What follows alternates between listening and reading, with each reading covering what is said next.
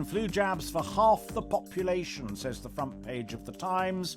Sainsbury's Asda refused to enforce mask rules, is the front page of the Telegraph. Perfect timing, therefore. I'm delighted to be joined by Helen Whately, who is the Care Minister. Helen, a very good morning to you. Good morning. Jabs first. The biggest criticisms that have been made of you in that job, and indeed the department generally, is preparation. The BMA have just said it makes a lot of sense to do it, but I'm not entirely sure yet on how it's going to be done. If the BMA don't know, that worries me. Well, the critical thing is that we are planning to make sure that we are ready for winter. We always plan a long time in advance for winter, and we always know that there's a risk of flu, and flu in its own right can be a serious illness. But obviously this year is different because we have COVID around as well. And we want to make sure that the NHS has the capacity in the event of there getting an increase in COVID cases to look after those who need it. I understand that, but I'm 68, so do I go and see my GP?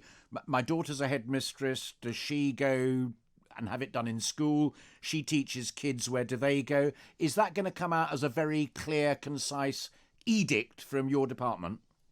We absolutely will set out how you should get your vaccination done, whether it'll be through your GP, whether it's, for instance, children in primary schools who get it done at school, and we will make sure that you'll be able to get the vaccination. The critical thing is that we're setting ourselves up to do the UK's biggest ever vaccination programme, vaccinating 30 million people. This is really, really important because it'll make all the difference for us being ready for the winter. Completely buy into the science, and so too does the BMA.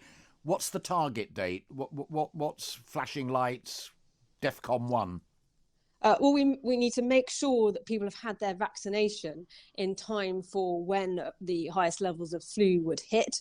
The programme starts off, for instance, with vaccinating those who are at highest risk. So those are people who've been in the shielded group over the last few months, generally people who are over 65 as well. We also make sure that we vaccinate health and social care workers because they're at the front line and their jobs put them at risk of catching flu. And then over time, we'll then be able to extend it to other parts of the population, including for the first time those who are those who are over 50 having access to a free flu vaccination. Those all sounded like lessons that you've learned from the hammering that you and on occasion Matt Hancock have got over COVID-19 about preparation, about timing, about targeting. Have you sat down and had a bare-souled debate within the department of how badly parts of COVID-19 went wrong? Well, we continue to learn lessons all the time. We're learning all the time. And as we're preparing and planning for winter, that's in the NHS, but also in social care, and making sure we have plans ready in the event, for instance, that we get an increase in COVID in the winter. We're making sure that we have looked at what has happened over the last few months and drawn on that to have things in place for the winter. So, but you mentioned care homes in the context of flu, perfectly sensible. You know, and Matt Hancock know, that when the public inquiry the Prime Minister's already promised comes about, you and he and others in the department are going to get absolutely hammered on care homes. And the Prime Minister has said that there will be an inquiry, and that is absolutely the right thing that should happen. And the time will come when we will look back and look at all the decisions that have been made.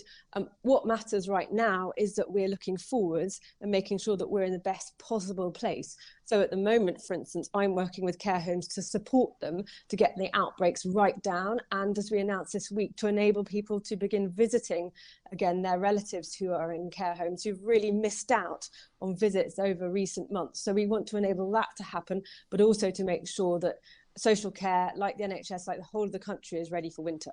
Let me talk a little bit about the masks, because Peter English from the BMA also talked about that. And I know you're here quite rightly to talk mainly about jabs, but the flu mask thing is huge in all of the papers. And it's the big change that happens right now. The jabs is a little bit longer down the line. Peter English at the BMA said, it's a shame it's been delayed and there's a certain lack of clarity. It's almost as if they don't really mean it.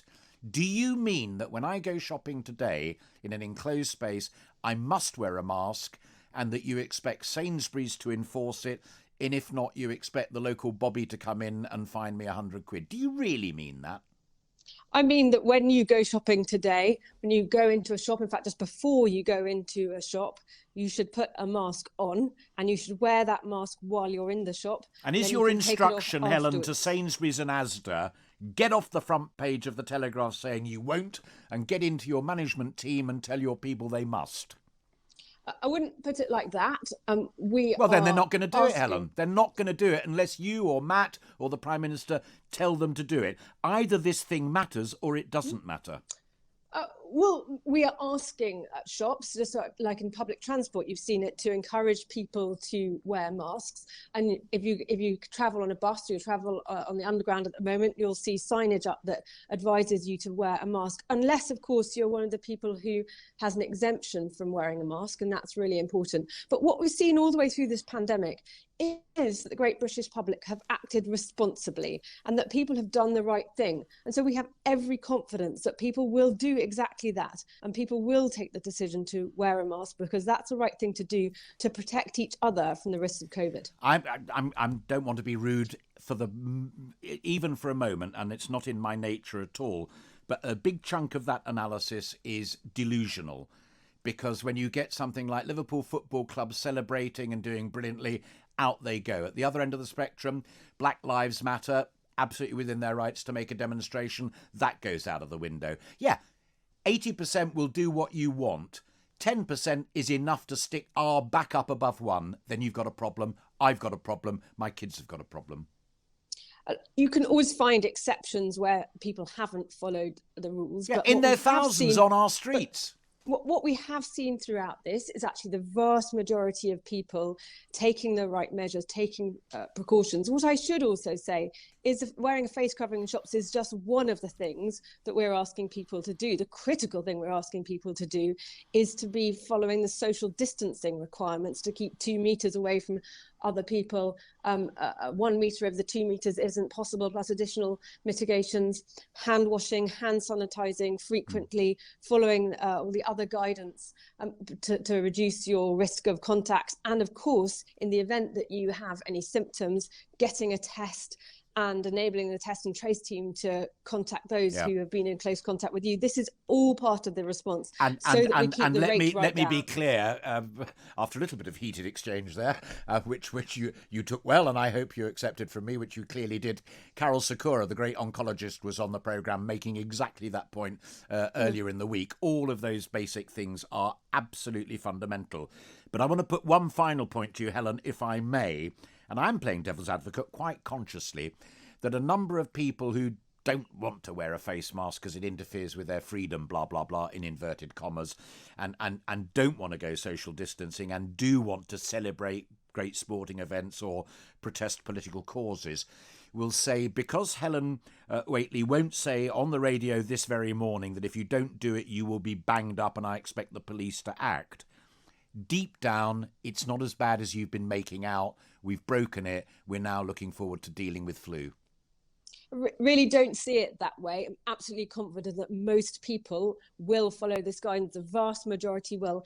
As I said, there are some people for whom it's simply not possible to wear a mask. For instance, people with respiratory conditions, some people with disabilities. We all have to be sensitive to that. So you won't be accosting people in the street and saying, why aren't you wearing a face mask? That would be inappropriate. But what we know is that the vast majority of the British public will act responsibly. And the reason to do that is to protect each other and to protect the most vulnerable in our society from getting COVID, because it's such a horrid disease. Couldn't agree with you more on that point. Helen Whately, great to talk to you. Thank you for finding time for us this morning on what I know for you is a very busy day.